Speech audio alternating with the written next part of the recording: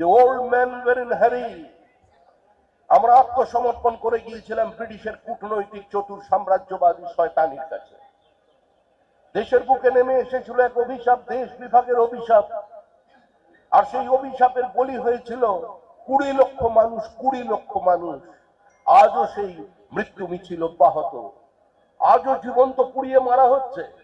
আর তার video post চলছে, তাকে শেয়ার করছে পশ্চিমবঙ্গেরই বিভিন্ন ছড়িয়ে ছিটিয়ে থাকা কিছু মানুষ আজকে আবার আক্রমণ করছেন পুলিশকে।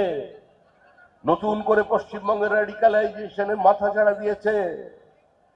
ভারত তেরি টুকরে হোঙ্গে শব্দ তারা বলতে পারছে না, কিন্তু আজাদি আজাদি 370 ধারার বাতিল চাইছে।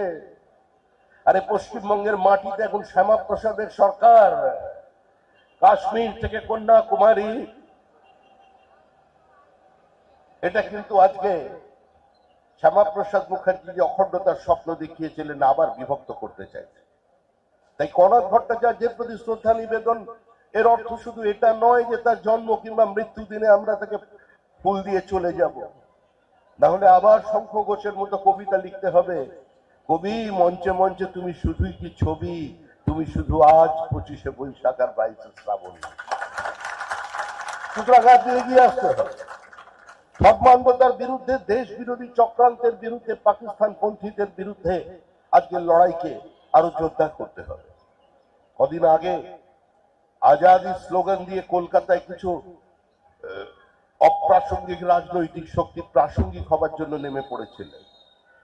তারা পুলিশকে আক্রমণ করেছেন, সাংবাদিকদের রক্তাক্ত করে দিয়েছেন। সাংবাদিক আক্রান্ত, পুলিশ আক্রান্ত, নিরপরাধ মানুষ আক্রান্ত, পথচারী আক্রান্ত, ছোট ছোট দোকানদার আক্রান্ত।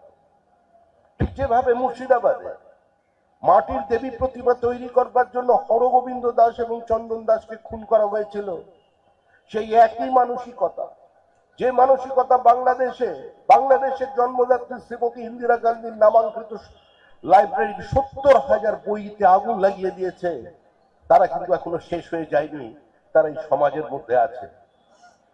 পাকিস্তানের জন্ম আর সেই জন্মের জন্য দিনের পর দিন শহীদ, সেই শহীদদের তালিকায় আমাদেরই পাড়ার একজন শহীদ কনক ভট্টাচার্য।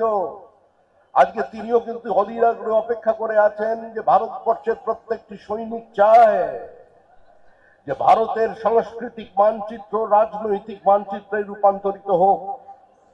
আমার দেশ আমার থেকে যারা কেড়ে নিয়েছে, আমার সীমানাকে যারা ছোট করে দিয়েছে, মানুষের ব্যক্তিগত চাওয়া পাওয়া লালসার কাছে আজকে মানবতা আজকে বিস্মৃত হয়ে গেছে, আজকে তা একদিন সংশোধিত হবেই। 15ই আগস্ট ঋষি অরবিন্দ বলেছিলেন, আজকে আমার জন্মদিন, আমার জন্মদিনে ঈশ্বর আমাকে একটা বড় উপহার দিয়েছেন, কিন্তু সেই উপহারটা খণ্ডিত উপহার। ভারতবর্ষ একদিন তার সম্পূর্ণ সীমানা ফিরে পাবে।